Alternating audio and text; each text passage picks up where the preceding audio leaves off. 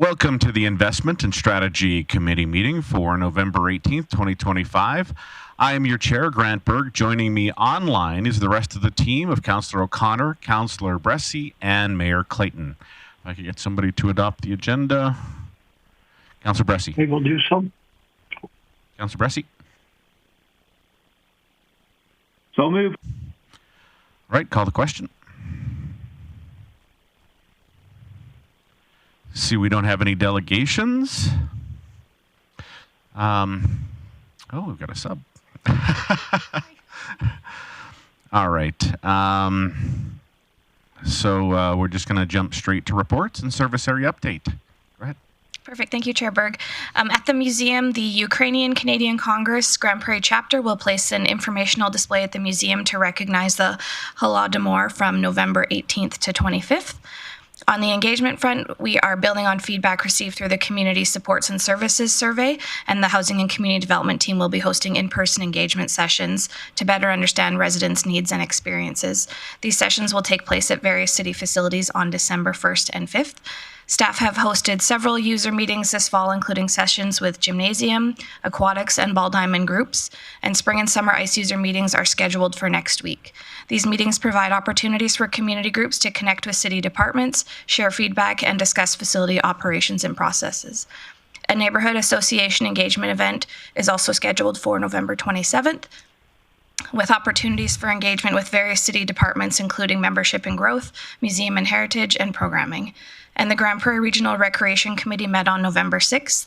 This committee continues to collaborate with the Grande Prairie Regional Sport Connection to maintain black ice collection, and recently hosted a regional ice managers meeting to bring together professionals from across the region. In Invest Grande Prairie, staff participated in Small Business Week the last week of October. They attended the Small Business Week showcase to advertise the fiber gap analysis and collect feedback from small businesses. Staff also attended the GP Family Centered Coalition AGM, where collaboration amongst many community partners was highlighted and information shared about the benefit of collaboration. In Executive Services, Council's Interfaith Lunch is happening next week on Tuesday, November 25th. Tickets are still available until Thursday morning or until they are sold out. And board and committee recruitment is open until November 21st. Any residents interested in serving on a board or committee should visit the city's website and submit an application.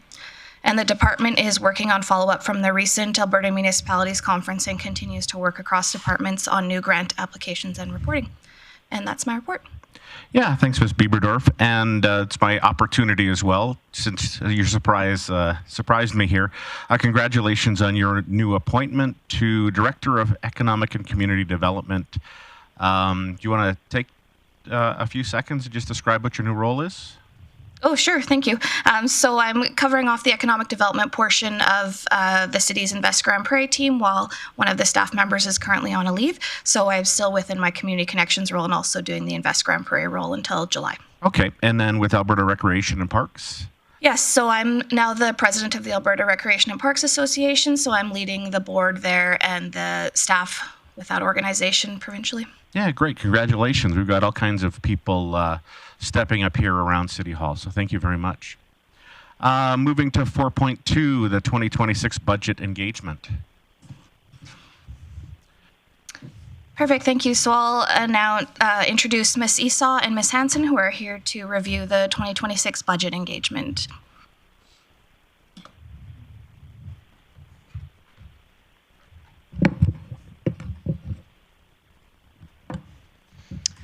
Sorry, just 1 second while we get the PowerPoint up. Sure. In the meantime, you can introduce yourselves. For sure.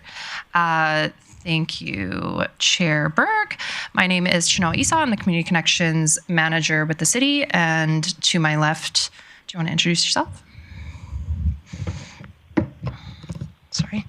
Good morning. I'm Anissa Hansen. I'm the Engagement Coordinator.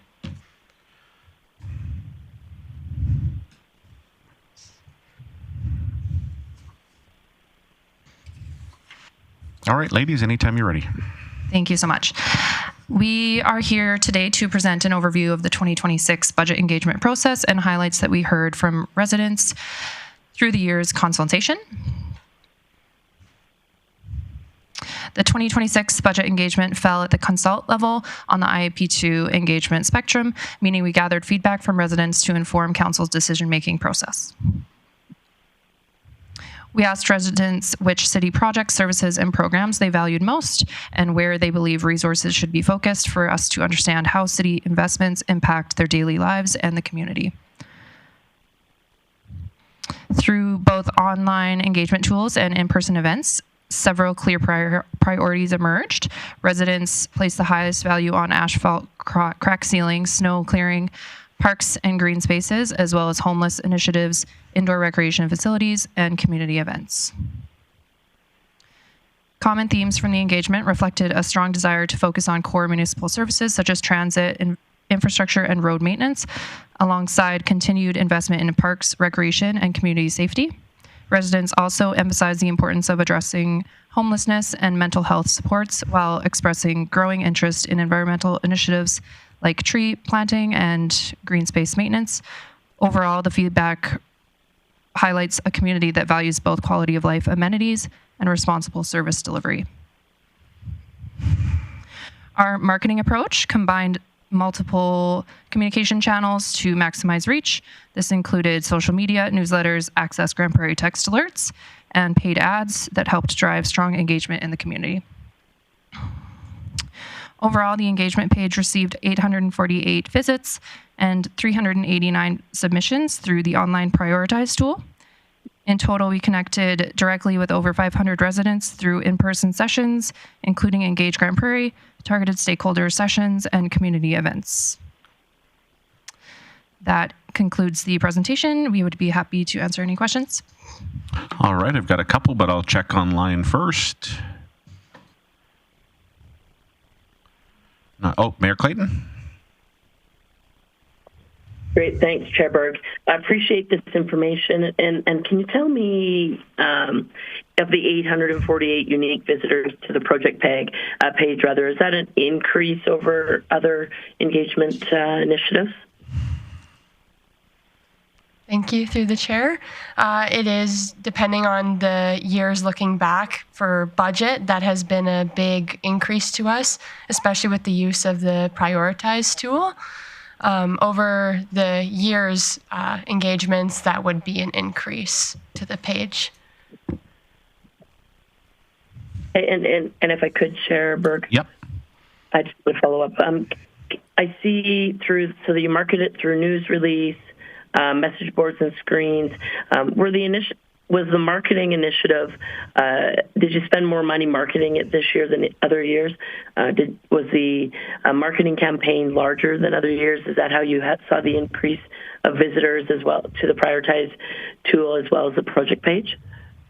Thank you, through the chair. Last year, we actually had 6 paid advertisements compared to this year, which we only had 2.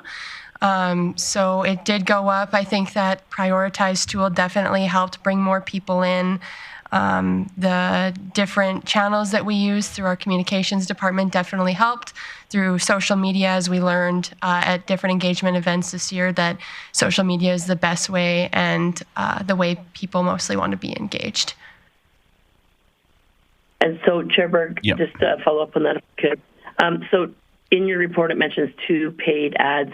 I'm assuming those are 2 paid social media ads? Yes. Okay, thanks for now. That's all I have for now. Thanks. Anyone else? Okay, I'll jump in with a couple and a compliment too. Excellent timing on this as we're going into budgets next week. So this flags some priorities for people and areas that they don't necessarily want to see cut or they'd like to see increases. So thank you. This is, again, very valuable. On your prioritization tool, I'm assuming that there was a typo in it, and I had it here just a second ago. Under increased tree planting throughout the city, it says $50. I'm assuming that's $50,000. Yes. Sorry. Okay. Thank you. That's okay. Have you, when you mentioned social media, have you considered moving or adding threads? And I only say that because I've dropped X myself. I just found it a little toxic. So moved over to threads for a lot of information. Have you considered or are you currently working on that platform? Thank you, through the chair. Not that I currently know of, but I do know that that is coming up more, and I'm hearing more about threads. So that might be a platform we want to explore going further for other engagement events as well as budget. Yeah, thank you.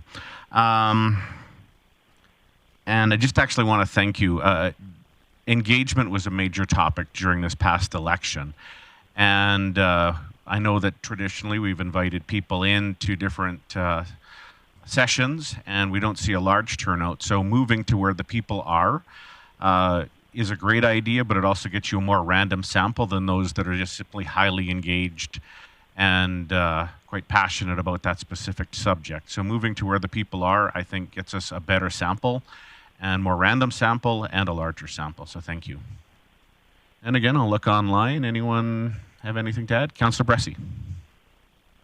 Yeah, no, I really do appreciate getting more out with people, and I want to echo that. I think the more we can be showing up and engaging random people, not just people that show up, the better.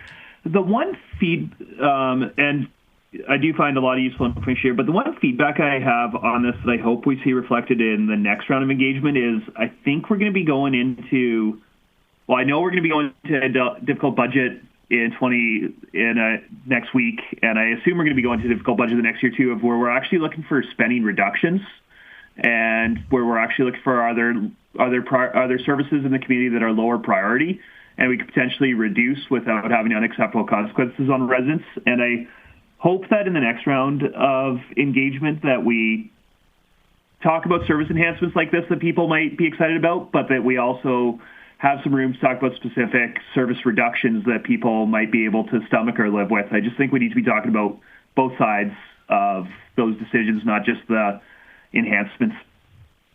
Okay, thanks, Councillor Bresley. Councillor O'Connor. Yes, I really appreciate the report. It's amazing that you went from 6 ads to 2 and got better results. Not sure why, but it's very interesting. I'd like to, if you'd care for me to do business. Yep, of course. Thank you. Okay, I'd like to move committee receive this report for information. All right, and I'll call the question.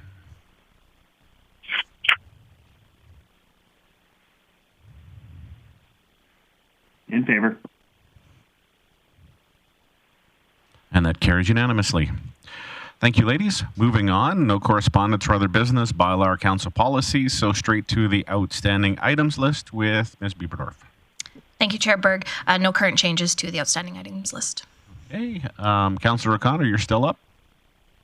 Yeah, unless somebody else wants to do it, I'd like to move that we receive the outstanding items report as presented. Call the question. In favor.